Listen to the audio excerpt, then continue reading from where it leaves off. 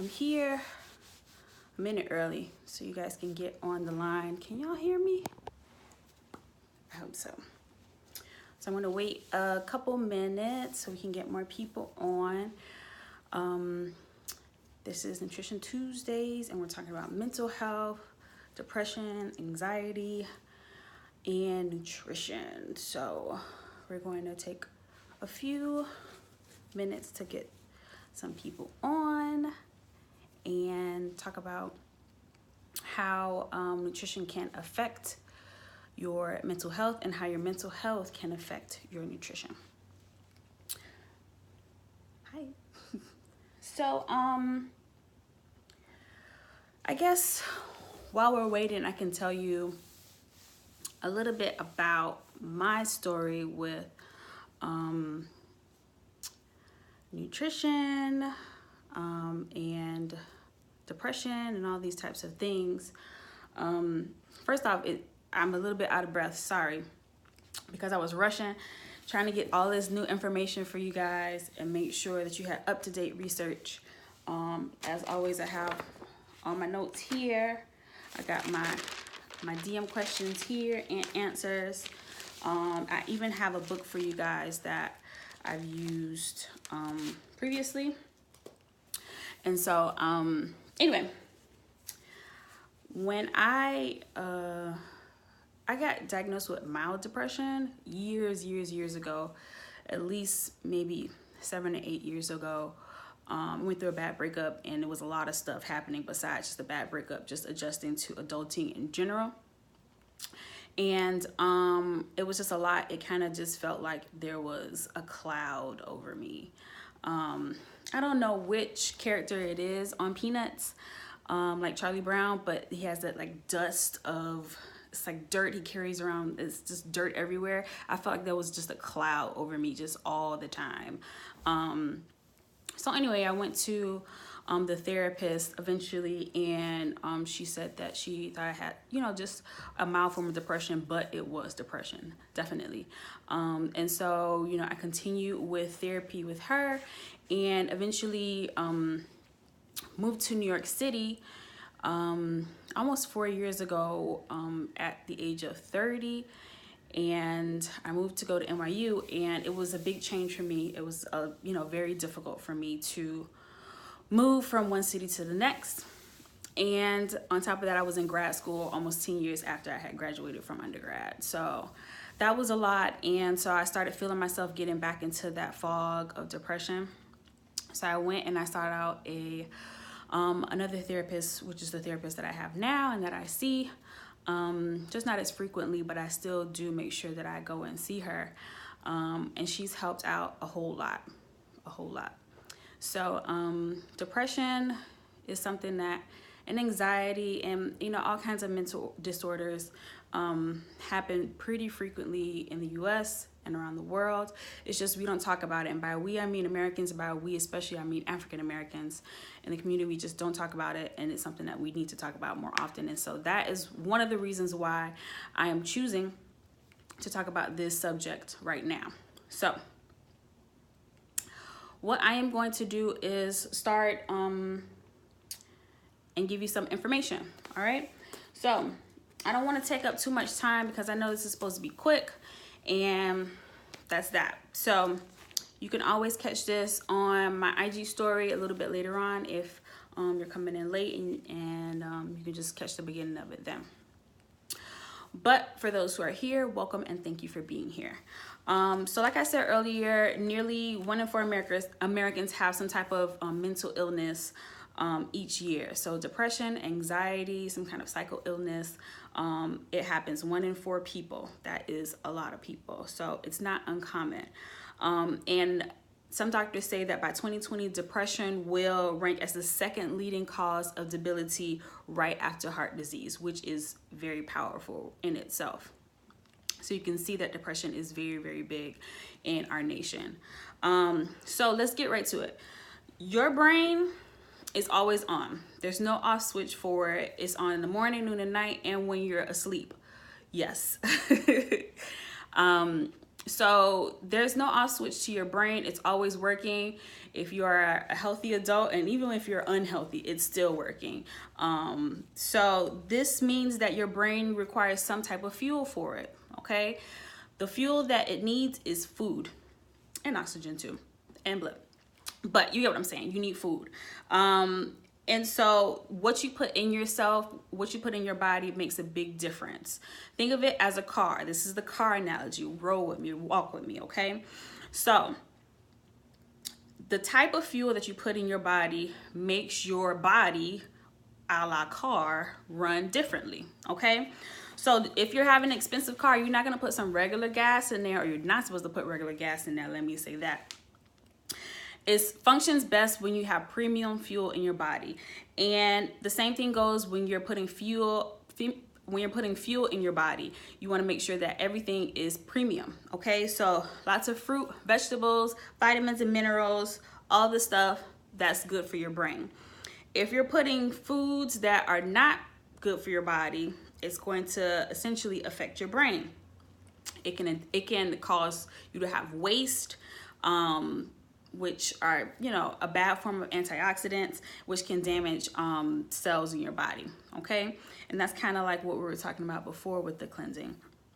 So you want to make sure that you are having good fuel, that you're putting good fuel in your body, all right? Bad fuel, what do you think bad fuel is? If we're putting fruit and vegetables and wonderful vitamins and minerals in our body to fuel it for good purposes, what do you think the bad stuff is? The stuff that we're not, quote unquote, supposed to be eating. So things like refined sugars, lots of fat, fried foods, lots of salt and sugar. Those are all the very low grade fuels that we're putting in our body.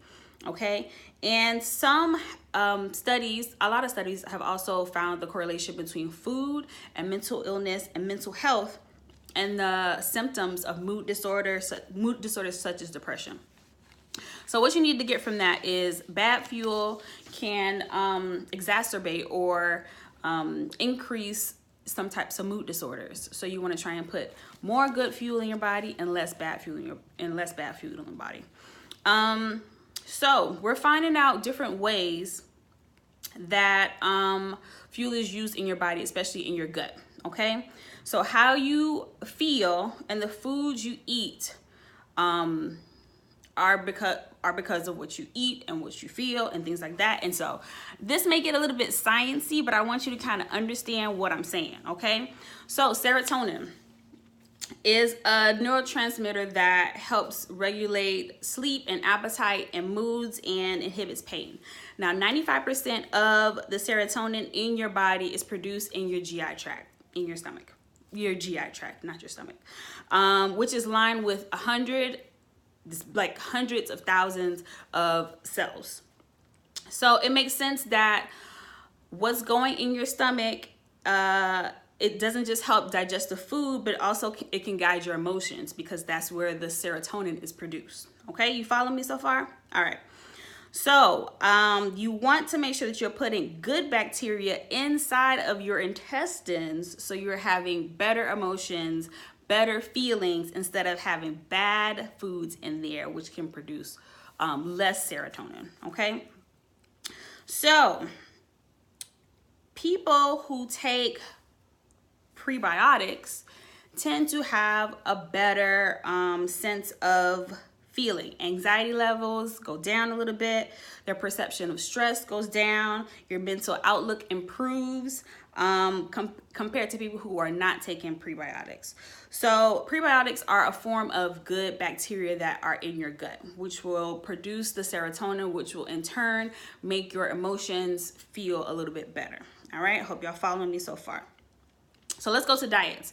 Studies have shown that people who consume a Mediterranean diet, yes. So serotonin, I'm sorry, I'm answering. Serotonin is produced in the GI tract, and so things that you put in there like probiotics will help to increase the serotonin, the good stuff in you, okay? So things like the Mediterranean diet and the Japanese diet have been studied and have shown that it has a lower risk of having those people who consume these types of food, the Mediterranean diet and the Japanese traditional diet, have a lower risk, 25 to 35% lower risk of depression. Did y'all hear that? Mediterranean diet, Japanese diet. These people, compared to the Western diet, which is what we're consuming now, which is high in sugar, salt, and fat. That's a Western diet. They have 25 to 35% less risk of getting depression. Good to know. So they think it's because they eat more fruits, vegetables, unprocessed grains, okay, fish and seafood. And they eat very, very small amounts of protein, and they eat small amounts of dairy as well. So you may want to try and have more foods that are in the Mediterranean diet or in the Japanese diet, okay? And less of what we have over here in America, which is the Western diet. So what does this mean for you, okay? You want to make sure that you're starting to pay attention to what you are eating, okay? And how these foods make you feel, okay? If not today, then the next day, all right? So sometimes, I'm not gonna lie, I eat foods that I'm quote unquote not supposed to eat, but you feel it. Like you feel like a dragging in your body. Like either your GI tract is telling you that you are not supposed to be eating this food, okay? Or you like you're using the bathroom, you're not feeling well at all, like it's just very, very bad, okay? So you want to make sure that you are consuming foods that are not making you feel this way, okay? When you eat salad, when you eat fruits and vegetables, how are you feeling, okay? Are you feeling like when you eat Popeyes, when you eat, you know, not so good stuff, how you feel, you know? So pay attention to that, okay? Also, fermented foods like kimchi, miso, which are a part of the Japanese diet, sauerkraut, pickles, kombucha, they all can make you feel better. They're all fermented, which are, it's in your gut, it's all produces good bacteria in your body, okay? And then it makes you feel a lot better, just like we were talking about your gut and the serotonin. The itis. Can itis be included in the negative feelings? Sorry guys, I'm reading. Yes, because itis usually happens when we're eating an excess amount of foods, and usually foods that are high in refined sugars. So like when we're having like Thanksgiving, and we're having like macaroni and cheese, and we have all these pies and cakes and all the rest of this other stuff, okay? That is going to be high in those bad foods that we were saying is not going to produce what we need it to produce, okay? Apple cider vinegar. What about apple cider vinegar? What do you want to know about apple cider vinegar? That vinegar is vinegar. I would suggest that you consume something that is fermented. So like sauerkraut, like you said, kombucha, kimchi, things like that. Those are all better for you. Apple cider vinegar, I'm not sure if it's going to make you feel any better, especially not if you have like heartburn or something like that. You want to make sure that you're not consuming too much apple cider vinegar, okay? Eating more fruits and vegetables like whole grains, legumes, fish, olive oil, and other foods can help defeat depression. All right, so that's something that I went over, is trying to eat more quote unquote healthier foods, whole foods, clean foods that are unprocessed, okay? So some common deficiencies are seen in mental disorders, okay? So things like omega-3 fatty acids,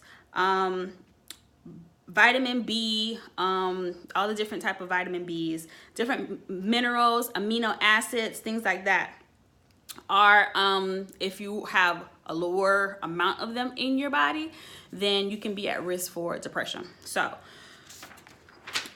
things like omega-3s can reduce inflammation and the risk of heart disease, okay? That's something that a lot of people know, but it's also good for your health, your mental health, all right? So things that have omega-3s in them: oily fish like salmon, trout, mackerel, anchovy, sardines, all are high in omega-3 fatty acids, okay? So we should be trying to consume them at least twice a week. So again, fatty fish with omega-3s twice a week. Also, other foods that are not fish contain omega-3 fatty acids like walnuts, flaxseed, chia seed, dark green leafy vegetables like spinach or kale, Brussels sprouts, which I love and adore. Oh, it says in here, kale and spinach, all have omega-3 fatty acids in them. So if you do not like fish, you can eat those foods that I just listed, okay? It said that people who have foods or diets rich in omega-3 fatty acids have up to 30% reduced risk of depression. 30%, guys. If you're just eating some fish with omega-3 fatty acids, or some kale, or some spinach, or some walnuts, or some flaxseed, okay? 30% less depression. Less risk of depression, let me clarify. Also, if you can take fish oil supplements, be careful with supplements because there's only a specific type of supplement with omega-3 fatty acids, the EPA type. Okay, some people, supplements are not regulated in the United States. That's what makes it so difficult. So you want to make sure that you are consuming these specific ones. I suggest that you talk to your doctor first before you start consuming any type of supplements. Okay, let's move on. Vitamin B, okay? All of the spectrum of vitamin Bs out there. They help regulate the neurotransmitters in your brain, your immune function, all of the stuff that's going on up there. So you want to make sure that you're consuming an adequate amount of vitamin B, okay? So we get back to the fish again, salmon, trout, tuna, beef, lamb, clams, that kind of stuff. But you want to make sure that you're consuming those in a minimum amount, red meat.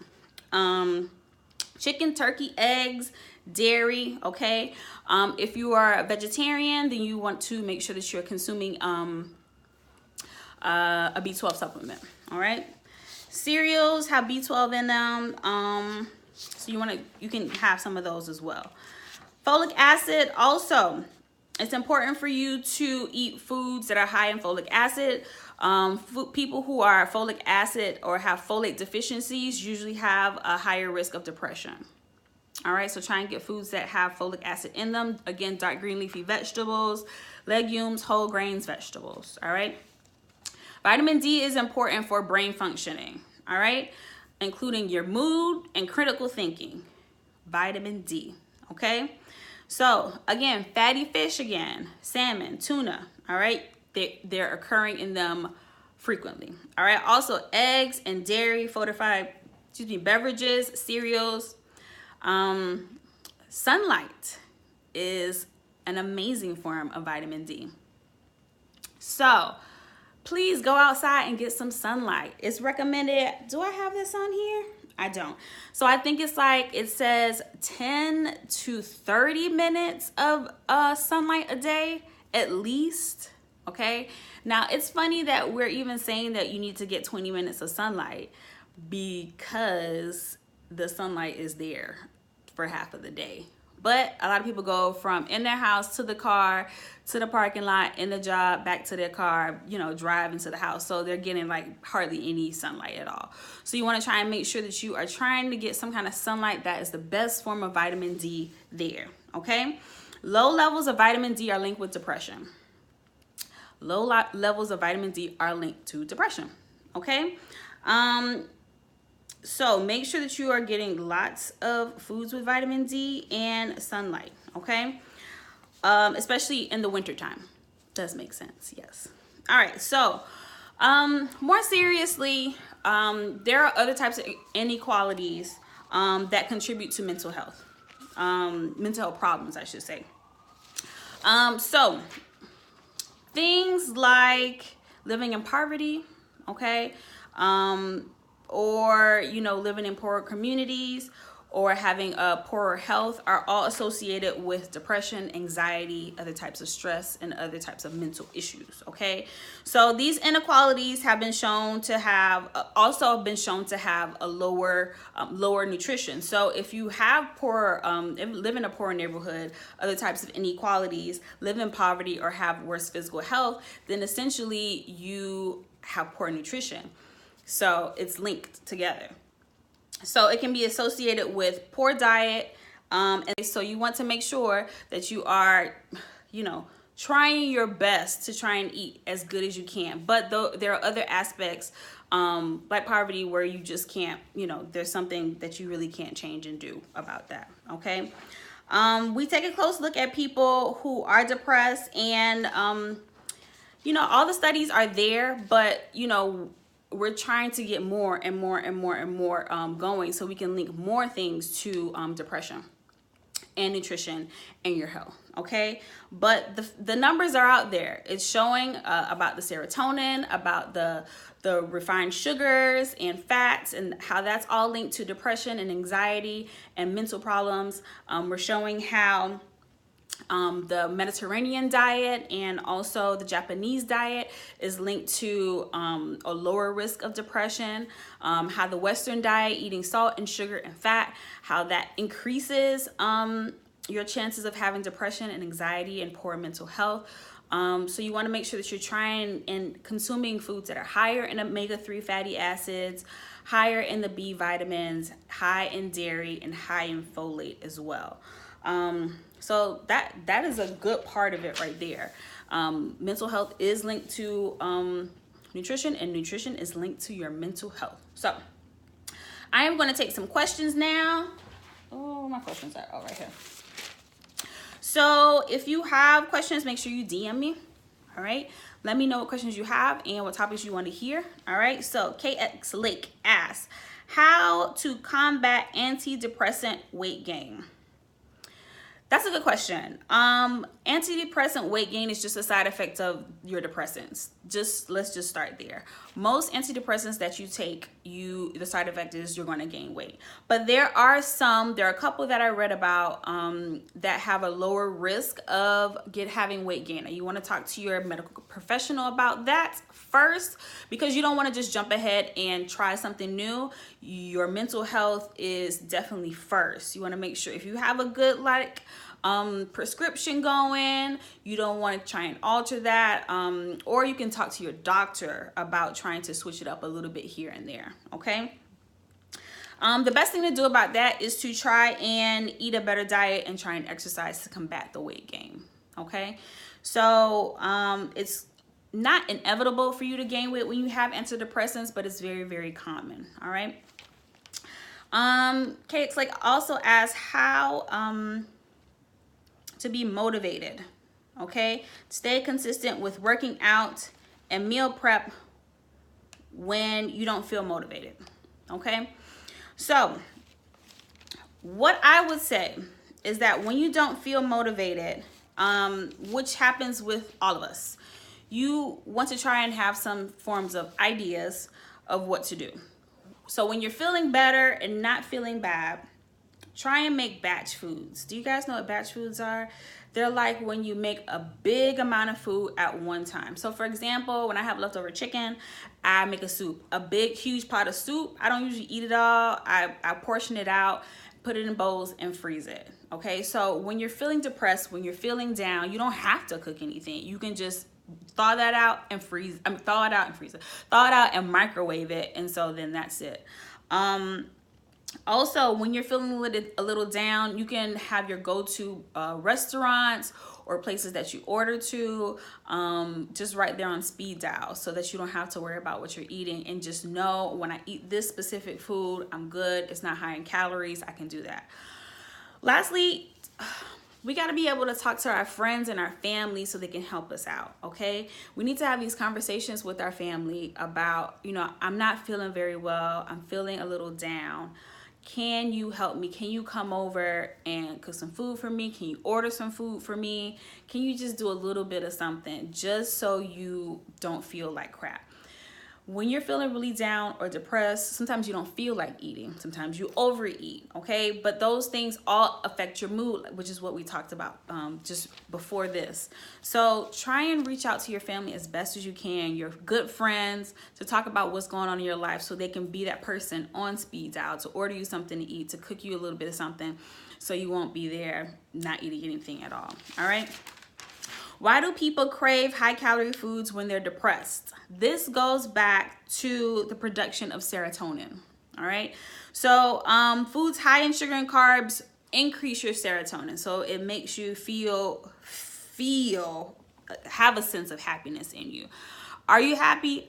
No, not really. You might be happy for those, 5 minutes that you're eating it or so. But after that, it goes right back down and you're back to depression, or you're back to feeling sad or anxious, or whatever the case may be. So foods high in sugar and carbohydrates can make you feel like you are happy, and you might not be. All right. How do you combat stress and comfort eating? So I do comfort eating sometimes. I'm not even gonna lie about it. Stress eating sometimes, but these are all forms of emotional eating. Okay, when you're feeling some form of emotion, you are not being in tune with what that emotion is. Okay, you are just eating your emotions, which is what is called emotional eating. So you want to try and eat foods mindfully. It's called mindful eating. So I have a book. I do not know where the cover is. The Mindful Diet. Okay, it's by Beth Reardon. Reardon. Okay, and explores mindful eating. It has lots of activities in it about you being in touch with what you're doing at this very moment, not when it's far in the future, which can cause anxiety. Not when you're depressed, not when you're thinking back, but right now. What are you feeling at this moment? What are you doing? What are you eating? Are you hungry right now? Or are you just stressed and you just need to take a break? Okay, these are all forms of being in the moment and having a form of mindful eating. All right, so that book is really good. I really enjoyed it. If you want, I can talk about mindful eating a little bit later on in another topic. Okay, and that's it. So we got to know about mental health issues and how that can affect your eating, and how your eating can affect your mental health. If you have questions, make sure you DM me and I can clarify what I've said. Okay. You can follow me on IG and Twitter at Natasha_RD. On Facebook at Natasha Ashley. You can go on my nutrition website, NatashaAshleyRD.com, if you need any type of nutrition advice or nutrition consultations, meal plans, so on and so forth. I do make meal plans for like celiac disease and also mental health. If you have any type of depression, we can get some more omega-3 fatty acids in your diet. We can get some more folate, more B vitamins, okay? More vitamin D besides just from the sun. All right, so I do all of that good stuff.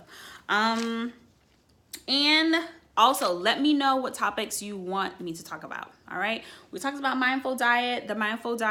Maybe we can talk a little bit more about that and explore that a little bit more in depth. I know a lot of people wanted to hear about mental health and depression, and I know it's that time of year where you can feel a little bit down, especially if you have somebody that you lost, and you're doing that emotional eating. That may not help. Okay, so you want to make sure, you want to make sure that you are fueling your body with good fuel. Okay, what we talked about at the very beginning, the good fuel and not the quote unquote bad fuel. Try and eat more clean, more whole fruit and vegetables, okay, things of that nature. And that is about it. Again, questions, DM me, follow me, and that's it. Thanks for tuning in, and goodbye.